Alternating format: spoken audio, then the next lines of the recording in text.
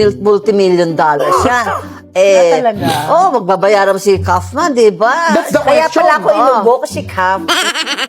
Pati si comedian, actress turned political analyst Rufa May Quinto ay napaubo sa usapang multi-million dollar na legal fees ni Digongyo sa kanyang ICC case. Ang meron si Kaufman, retainer tsaka monthly. Eh, ang monthly niya, 100 million plus. Pesos kasi kung gagawin mo sa euros or sa dollars, parang 1 million plus taga New York A siya, month. diba? A month yun. US siya, Mami Chu. US. Oo. British si Kaya nga. Kaufman.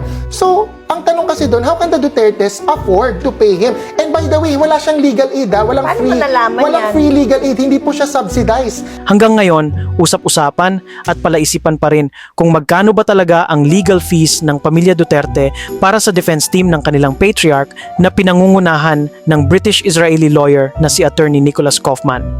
Sinabi na po ni Attorney Cristina Conti na hindi qualified si President Duterte for legal aid because the ICC has found that he has financial capacity. So, nakakailang buwan na siya sa ICC. Mag-1 year na. Happy advance 1 year anniversary.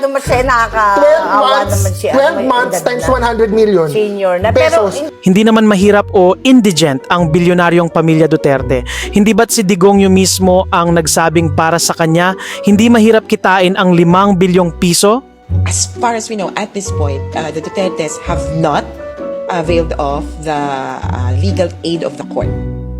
And from my point of view, I mean, someone who would be involved and knows of the impeachment proceedings against VP Sara,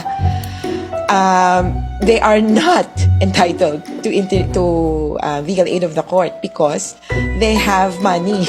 Kaya nga halatang may naninira o gustong pabagsakin si Kaufman bilang ICC lawyer ni Digongyo dahil sa pera. May mga ugong-ugong na ang gastos ng pamilya Duterte sa kanilang ICC case ay umaabot ng $2.5 million a month o halos 140 million pesos. Kaya ang intriga lately, papalitan ba si Kaufman bilang lawyer ni Digongyo?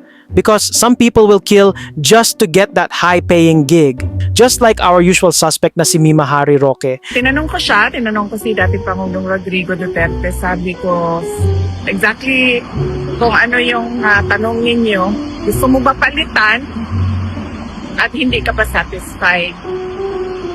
Sabi niya, hindi palitan. Actually, hindi lang tayo ang nagsasabi niyan. In fact, mismong si Kaufman ang nag-issue ng harsh statements at tila si Mima Harrieta ang pinaparinggan. Kasama ang mga nabudol niyang DDS faction na sina Maharlika at iba pa. Ang sabi ni Kaufman, this supposed demand to replace me emanates from the usual blogger suspects and I am sad to say hungry ICC lawyers crawling the corridors of the detention center. Pero meron siyang mga instructions na ibinigay kabahin sa legal team. So, hindi ko nasabihin kung ano yung mga instructions dahil ano naman ay hindi na mahalaga. Tom Jones daw ang ating Mima Butanding sa pera. O baka sa ibang mga bagay pa. Kawawang Harrieta, kahit anong pasipsip niya kay Piona, it's a puwera pa rin siya.